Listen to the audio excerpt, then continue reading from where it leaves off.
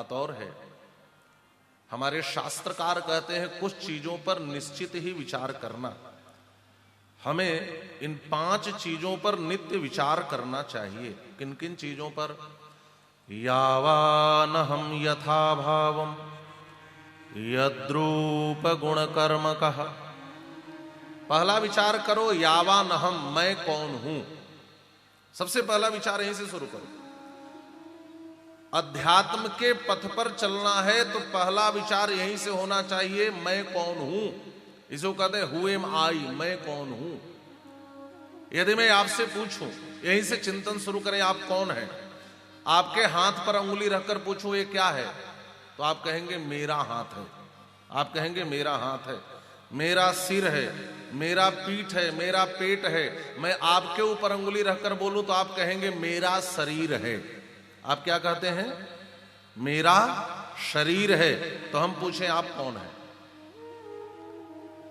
एक बात तो सिद्ध हो गई कि आप शरीर नहीं हैं, आप शरीर से अलग कुछ हैं।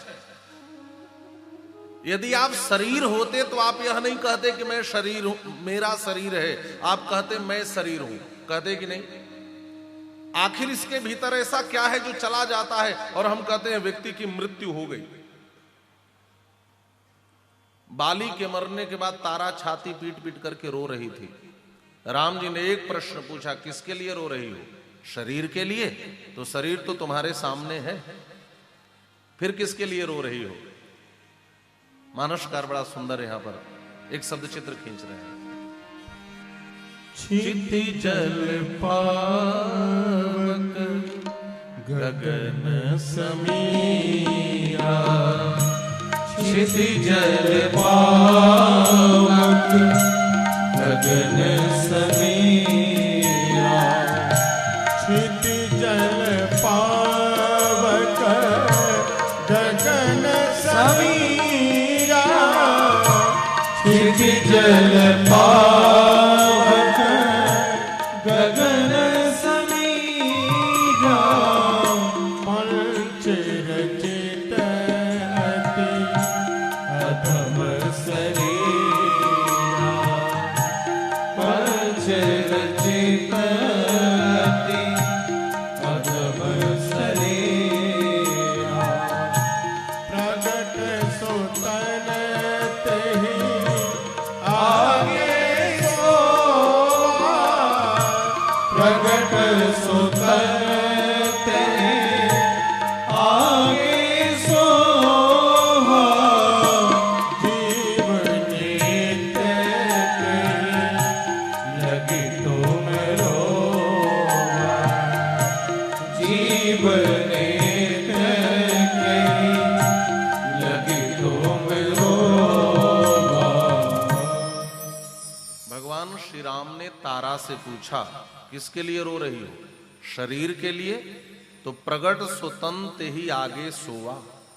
और यदि आत्मा के लिए रो रही हो तो आत्मा न किसी का पति है, न पत्नी है, न भाई है, न बंधु है।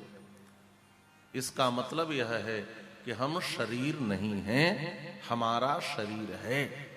पूरी भागवत सुना करके भगवान शुकदेव ने कहा, राजन आज 7वां दिन है, तक्षक आने वाला है, तुम्हें डर लग रहा है? देखो तुम मरोगे, यह पशु बुद्धि है। त्वाम तो राजन मरिष्येति पशु बुद्धिम इमाम जही। तुम मरोगे, यह पशु बुद्धि है। जीवन का सबसे बड़ा अज्ञान है कि हम मरेंगे, और जीवन का सबसे बड़ा ज्ञान है कि हम आत्मा हैं। मृत्यु उसकी होती है जिसका जन्म होता है। जन्म शरीर का हुआ है तो मृत्यु भी शरीर की होगी। आत्मा का न जन्म होता है, न आत्मा की मृत्यु होती है। आत्मा की मात्र यात्रा होती है। एक बात और है, कोई कितना भी प्रिय हो, यदि वह मर जाए तब उसके साथ सो भी पाओगे क्या? सो पाओगे? इस जीव के भीतर का जो शिव है, यदि वह निकल जाए तो क्या बचता है? वह शव हो जाता है। क्या हो जाता है? शव हो जाता है। हमारे भीतर कौन है, हम उसकी पहचान कैसे करें, हम उसका ज्ञान कैसे करें, हम उसको कैसे समझें? इन सारे रहस्यों को इस श्री शिव पुराण में प्रतिष्ठित किया गया है, हमें बताया गया है। और एक बात निश्चित है, यदि आप 7 दिनों तक शिव पुराण की कथा सुनेंगे तो अपने मन में कोई प्रश्न लेकर के नहीं जा सकते। लोग कहते हैं ना कि मैं कथा सुनने गया तो यह मेरे मन में प्रश्न उठा, ऐसा सवाल मेरे मन में पैदा हुआ। कथा सुनकर के सवाल पैदा नहीं हो सकता। कथा सही मायने में सुनेंगे तो आपके जीवन के जितने सवाल हैं उन सारे सवालों का समाधान मिलेगा, केवल उत्तर ही नहीं मिलेगा, उन सारे प्रश्नों का समाधान प्राप्त हो जाएगा। तो हमारा पहला चिंतन यही से आरंभ होना चाहिए, हम कौन हैं। आप विचार करेंगे तो पाएंगे आप शरीर नहीं हैं, आप आत्मा हैं। तो ये आत्मा है कौन, ये कहां से आत्मा का आगमन हुआ, हम कौन हैं, हमारी यात्रा कहां तक होगी, आत्म स्वरूप को हम कैसे समझें, हमारी अध्यात्म पथ पर आरंभिक कदम यहीं से उठना चाहिए, ऐसा हमारे शास्त्र निर्देश देते हैं।